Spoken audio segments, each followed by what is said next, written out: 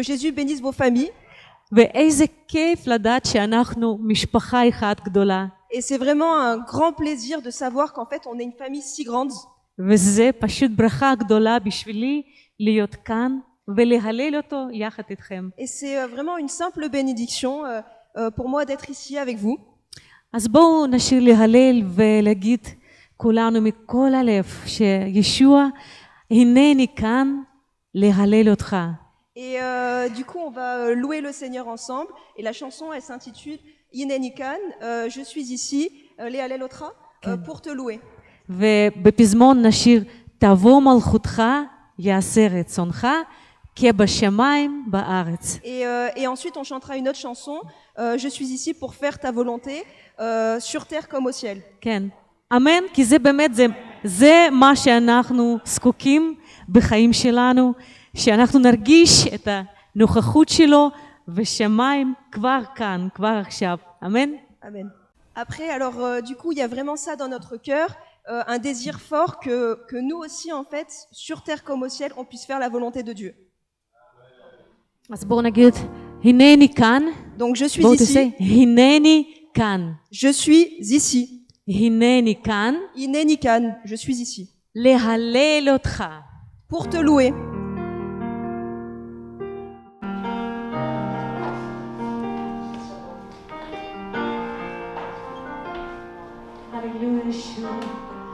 אנחנו כאן להלל אותך, אנחנו כאן אוהבים אותך אדוננו היקר, או ישוע, בוא ישוע, בוא ישוע, אנחנו כאן מכריזים את מלכותך היום. הנני כאן,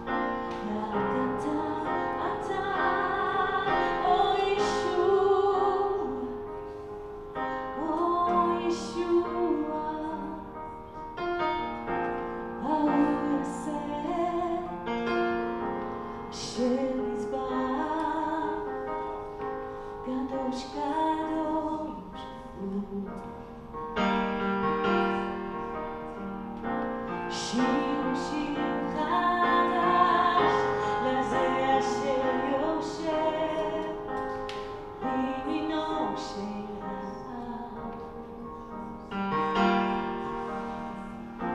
קדוש קדוש קדוש אדוני צבאות אשר היה הווה ויעבור.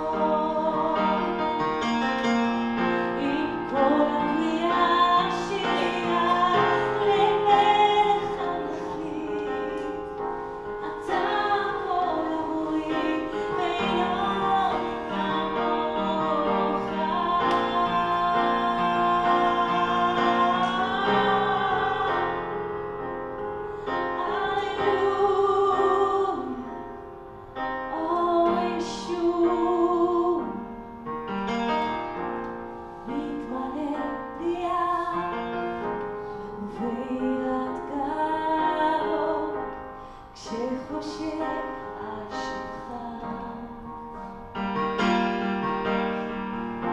ישוע שמך הוא כוח, שמך נשימתי, מים חיים אתה בין האלוהים אדיר. קדוש קדוש קדוש אדוני צבאות אשר היה הווה ויבוא. יבוא לירושלים עם כל הבריאה שירה למלך המלכים. אתה כל הבורים ואינו כמוך. נזעוק וישב על שיא הללויה, הללויה, הללויה.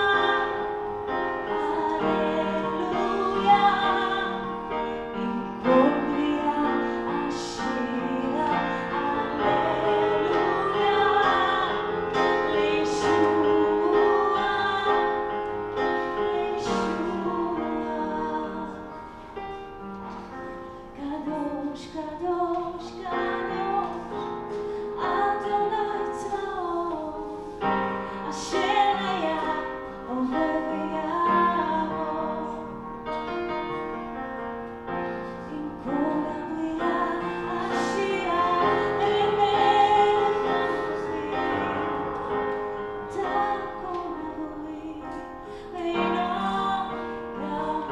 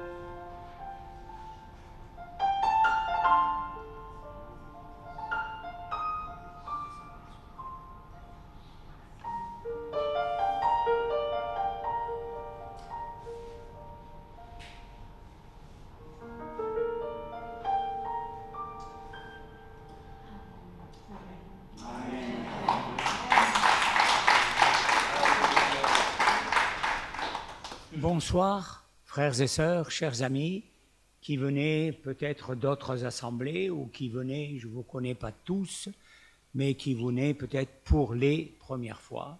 Voilà. En tout cas, nos amis d'origine juive, mais enfin d'origine ukrainienne. Hein, здравствуйте, брат. Хорошо? Да. Alors, je voudrais vous entretenir sur quelque chose qui m'a interpellé, et pas moi seul, parce que quand j'ai discuté avec d'autres, ils ont aussi été interpellés, et le prédicateur lui-même aussi a été interpellé, parce qu'il a dit, ce que je vous dis, je le dis aussi pour moi-même. Il s'agit de Jean-Yves Tanot. Voilà, il a parlé sur le péché. Et aujourd'hui, dans les derniers temps que nous vivons, nous avons besoin de faire très attention au péché, parce que c'est quelque chose de sournois, de subtil, et des fois on ne s'y attend pas, et ça nous prend brusquement, et la parole de Dieu nous dit, pour certaines formes de péché, il faut se soumettre à Dieu, et on pourra résister au diable. Il faut résister. Mais pour d'autres péchés, il faut fuir. Par exemple, fuir l'idolâtrie. La cupidité, l'amour de l'argent, est une idolâtrie. Fuir ces choses, parce qu'on peut y être touché très rapidement, plus rapidement qu'on le pense. Fuir l'impudicité et fuir bien d'autres choses. Voilà. Alors, il a prêché sur la réalité destructrice du péché. Et qu'est-ce que le péché vraiment? Nous allons le voir tout à l'heure. C'est la transgression de la loi. Voilà. Quand il n'y a pas de loi, il n'y a pas de péché. Et en même temps, sur le plan littéral, la traduction du texte grec dit que le péché, c'est rater la cible, rater le but. C'est-à-dire le but que Dieu a prévu pour moi, a prévu pour chacun de nous. Alors c'est important de le réaliser, n'est-ce pas? Alors, d'où vient le péché? D'une manière particulière, il nous est dit que le péché est venu dans le monde, par quoi d'après vous? Vous lisez votre Bible? Par la convoitise. Le péché est venu dans le monde par la convoitise. Et c'est comme ça que le diable s'est servi du serpent, qui était l'animal le plus rusé qui était dans le jardin d'Éden, et qui a trompé Ève, qui a séduit Ève, par le biais de sa chair, en disant quelque chose, vous voyez, que j'ai dit tout à l'heure, de sournois, est vraiment quelque chose de sournois. Dieu a-t-il réellement dit? Il s'est dit, mais attends, là je ne comprends pas bien, qu'est-ce qui se passe? Peut-être que je me suis trompé, peut-être que je n'ai pas compris l'ordre de Dieu, peut-être que, dans le fond, il a raison quand il me dit ça. Je n'ai pas réfléchi à ce que Dieu m'a dit, mais en fait, Dieu avait parlé à Adam. Et Adam a transmis le message à son épouse. Mais le diable ne va pas attraper Adam. C'est trop direct. Mais d'une manière sournoise, il va séduire son épouse. Et puis Adam, qui était là à côté, il n'a pas saisi la responsabilité qui était la sienne. Et oui, ça c'est responsabilité. Il n'a pas saisi, il s'est laissé prendre. Et j'allais presque dire séduire par Ève, par sa propre femme. Bon, elle n'a pas séduit, mais elle a mangé naïvement. Lui, il l'a fait aussi presque innocemment, sans vraiment prendre garde aux paroles que Dieu avait dites avant. Et quand Dieu nous parle, il faut faire très attention. Parce que Dieu avait mis Adam dans le jardin d'Éden. Pourquoi? Pour le cultiver. Il ne faut pas que l'homme reste sans rien faire, mais aussi pour le garder. Et il me semble qu'il aurait dû penser à ça. Dieu m'a dit de le garder. Mais quel est l'ennemi? Il y a un ennemi. Je ne garde pas pour rien. Si je garde, c'est qu'il y a un ennemi que je ne connais pas, mais qu'il aurait dû apprendre à connaître et contre lequel il aurait dû résister. Alors, il a mis le doute dans le cœur de Ève, c'est comme ça que ça commence, en déformant la parole de Dieu. Il a déformé la parole de Dieu, mais très subtilement. Elle est tombée dans le panneau, et après, ils ont été obligés de sortir du jardin d'Éden parce qu'ils étaient souillés ils avaient menti, ils s'étaient trompés, tout ça. Et Dieu les a mis dehors. Bon. Mais il ne les a pas mis dehors pour les perdre. Parce que quand Dieu a mis Adam et Ève dehors, il leur a fait, non pas des feuilles de figuier, tout ça, il leur a fait des vêtements de peau. Et ces animaux dont la peau a été prise pour Adam et Ève, ces animaux ont fait l'expiation pour leurs péchés. Vous comprenez, c'est ça. C'est la grâce de Dieu, là aussi, qui s'est manifestée en les expulsant du Jardin d'Éden. Alors, il déforme la parole de Dieu. C'est pourquoi je voudrais attirer votre attention sur quelque chose qui est important. L'apôtre Paul dira que dans les derniers jours, il y aura des temps difficiles et il y aura des nouvelles doctrines qui vont se manifester. Des nouvelles doctrines. Et vous allez voir que ces nouvelles doctrines, la plupart, elles déforment, elles aussi, la parole de Dieu. Des fausses doctrines, par exemple, la dernière en date, il y en a peut-être d'autres, c'est la théorie de la prospérité. Ah, la prospérité. Alors on va voir ce que ça veut dire. Que nous connaissions. C'est la déformation des paroles de Jésus. Alors, nous allons lire dans l'évangile, n'est-ce pas, de Jean, au chapitre 10, et au verset 10. Écoutez bien ce que dit Jésus. Le voleur ne vient que pour dérober, égorger, détruire. Moi je suis venu afin que les brebis aient la vie et qu'elle l'ait en abondance. Retenez bien ça, qu'elle l'ait en abondance. Voici ce que disent les faux docteurs, et faux pasteurs aussi, évangélistes, et ce qu'on peut imaginer, disent qu'elle soit dans l'abondance. Voilà d'où vient la prospérité. Elle soit dans l'abondance. Mais Jésus n'a jamais dit ça. Ses propos n'ont pas été ça. Qu'elle ait la vie en abondance, mais pas qu'elle soit dans l'abondance. Bien sûr que Dieu nous donne de l'abondance, c'est-à-dire, il satisfait nos besoins, il nous donne ce dont nous avons besoin. Il ne satisfait pas toujours nos désirs, mais il satisfait nos besoins. Ça, c'est important de comprendre cela. Alors, Paul écrira donc à Timothée, 1 Timothée, au chapitre 4, voilà, et à partir du verset 1er. Écoutez bien, parce que c'est très important de se rappeler ce que dit la parole de Dieu. Mais l'Esprit dit expressément que dans les derniers temps dans lesquels nous sommes, quelques-uns abandonneront la foi.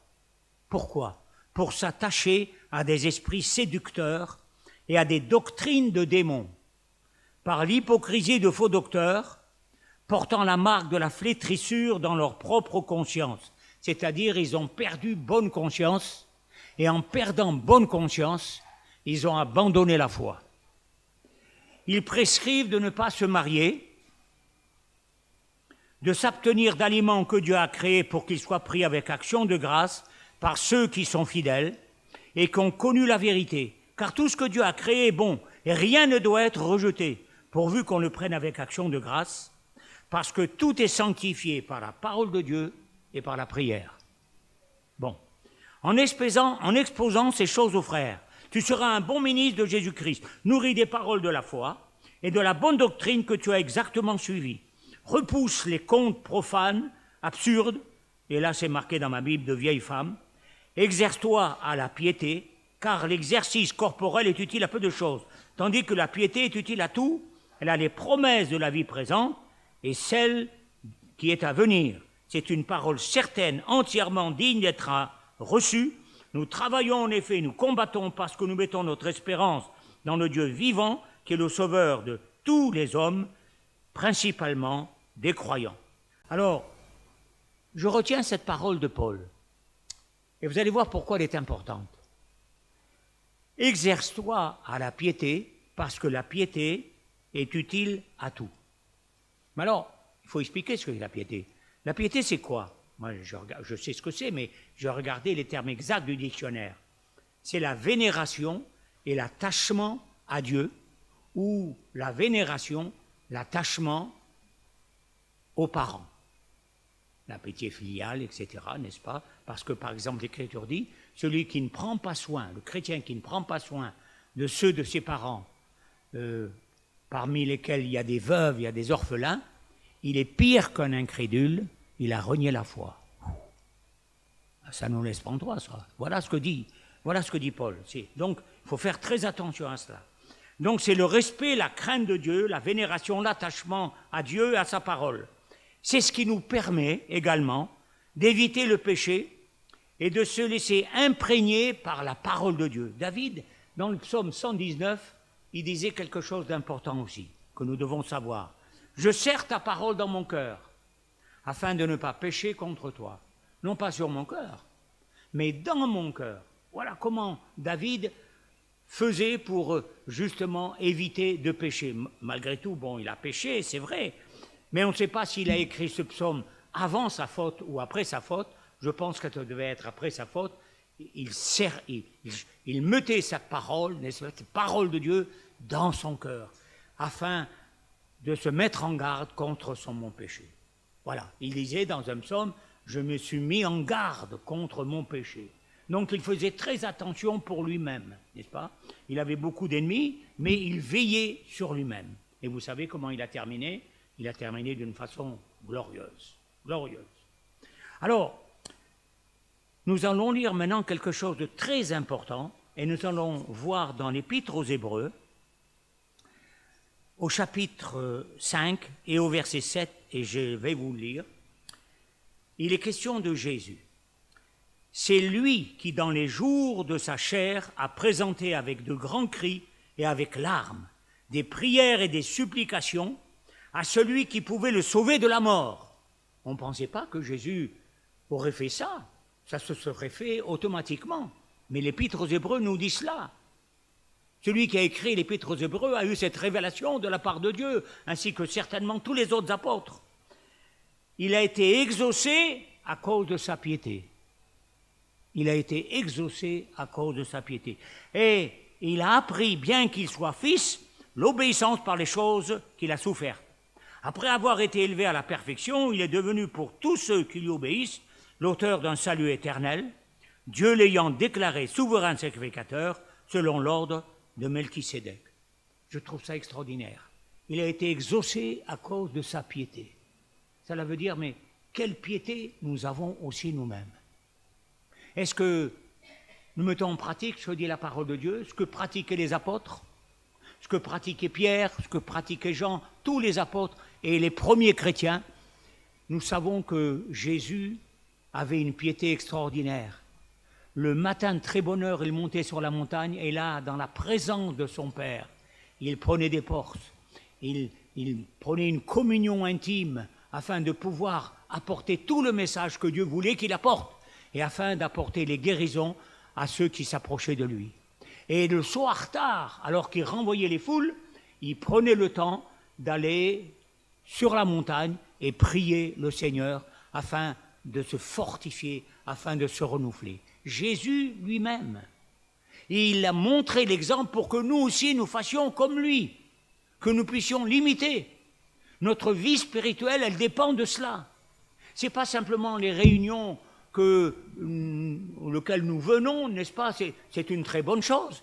Mais chez nous, nous devons faire très attention à mettre en pratique cela et vraiment à se tenir devant Dieu le matin de bonne heure, à prier et quelquefois même à jeûner pour justement trouver cette présence du Seigneur qui va parler à nos cœurs, qui va nous fortifier, qui va nous rendre forts et qui va nous amener et nous garder sur le chemin de la victoire.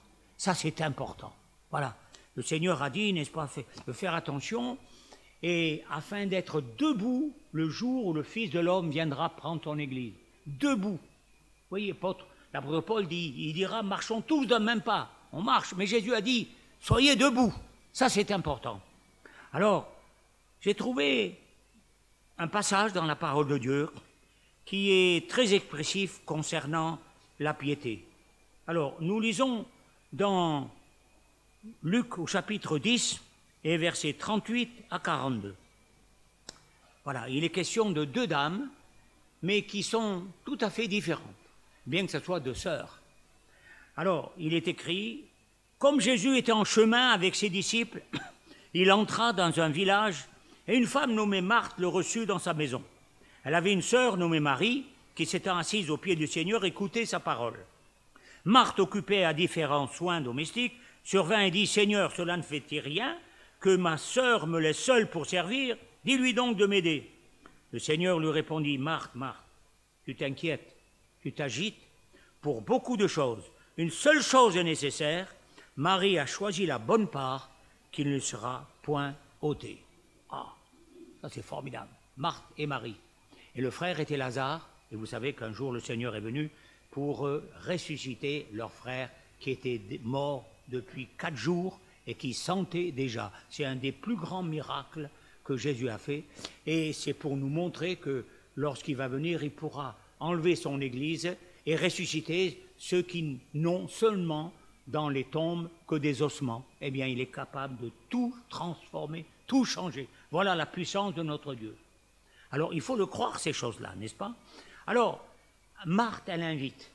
On pense que c'est la sœur aînée, et puis, donc, elle s'occupe des choses matérielles. On peut aussi comprendre cela. La nourriture pour Jésus, pour ses disciples, et cette façon d'agir amène l'inquiétude et l'agitation. C'est vrai, quand je sais que ma femme, je veux dire quelque chose, quand on a des invités, bon, si c'est nos enfants, ça va, c'est pas grave, mais si c'est quelqu'un d'étranger, oh là là, elle se met en 4, tout ça, elle est inquiète, tout ça, bon, elle a peur que ce soit pas toujours trop bon, que les plats sont brûlés, que je sais pas quoi, mais c'est toujours très bon parce que je vous le dis, la vérité, elle est une excellente cuisinière, je peux vous le dire. Bon, voilà, comme Madame Andrés de Resse, et puis bien d'autres aussi, hein. Voilà, alors, elle s'occupe des choses matérielles, la nourriture pour Jésus, ses disciples, et cette façon, je le répète, amène l'inquiétude et l'agitation. Mais quand on remarque bien, son attitude quand elle a parlé à Jésus, eh bien, elle est centrée sur elle. Eh oui, elle n'est centrée que sur elle. Elle qui compte là, tout ça, et Marie devrait comprendre. Et puis le Seigneur aussi devrait comprendre. Il y a peut-être des choses qu'il ne comprend pas. Elle veut donner des leçons au Seigneur. Non, on ne donne pas des leçons au Seigneur. C'est lui qui nous donne des leçons, n'est-ce pas? Par son attitude et par son franc-parler. Alors, elle commande à Jésus de se soumettre à sa volonté. Pour elle, les femmes doivent se tenir à la cuisine. Voilà, se tenir à la cuisine. J'ai appris des Arméniens, je ne sais pas les Turcs ou les Italiens ou les Français, non, je ne crois pas les Français, mais les Arméniens, les femmes arméniennes, quand elles sont dans la cuisine, interdit à l'homme d'y entrer. C'est comme ça. Alors, dehors, bon, ça va, il écoute, hein. Voilà. Mais pour Jésus, si une femme veut être disciple, elle doit écouter. Elle doit tout faire pour être disciple. Et pour être vraiment chrétienne. Parce que vous savez que c'était à Antioche qu'on a appelé la première fois les disciples des chrétiens. C'est-à-dire des gens qui suivaient le Christ. Des gens qui faisaient la volonté du Christ, qui étaient vraiment disciples du Christ. C'était des petits chrétiens. Voilà. Et c'est formidable de savoir toutes ces choses, n'est-ce pas? Alors, elle doit écouter. Et c'est ce que faisait Marie. Elle dit rien quand sa sœur parle au Seigneur, mais elle va défendre, Jésus va défendre sa cause, en l'approuvant. Il dit ici quelque chose qui est très important pour nous. Enfin, une chose, 2 choses. La première chose, une seule chose est nécessaire. Oh, moi, ça m'a interpellé, ça. Une seule chose est nécessaire. Ça veut dire d'écouter la parole de Dieu, de la lire, de la méditer. Écouter le Seigneur quand il nous parle, par sa parole, par les prédications, par les dons spirituels, des fois par les chants. Il nous parle aussi, de toutes sortes de manières, des fois par les chrétiens, qui sont quelquefois un peu durs. Mais il nous parle de toutes sortes de manières, à nous de comprendre, à nous de réaliser que ça nous touche et on doit faire ce que Dieu nous dit au travers de toutes ces choses. Alors, Jésus va défendre sa cause en l'approuvant et il va dire une seule chose est nécessaire. Marie a choisi la bonne part qui ne sera point ôtée. Et c'est cette part-là qui doit régler notre vie. En priorité, quand on se lève le matin, je sais que vous avez du travail et des fois vous vous levez de bonne heure, mais en priorité, commencez à prier, à louer le Seigneur, à lui rendre grâce, à lire la parole de Dieu, en écoutant au travers de la parole de Dieu que vous lisez, Dieu vous parle. C'est ça, méditer. Réfléchir à ce qu'il nous dit. Et vous allez voir qu'il y aura la puissance et la force du Saint-Esprit qui va amener votre cœur à être ferme et à être dans la victoire. Et vous le ressentez même physiquement. On est dans la victoire et on reste, on demeure dans la victoire. Et il faut réaliser cela, le matin de bonne heure, comme faisait Jésus. Alors, j'aimerais vous parler aussi, dans Ésaïe 50, il y a une chose qui m'a parlé, et je crois que le prophète Ésaïe ne parlait pas de lui-même, pour lui-même, mais il présentait Jésus au travers de sa parole. Ésaïe 50, verset 4, qu'est-ce qu'il dit?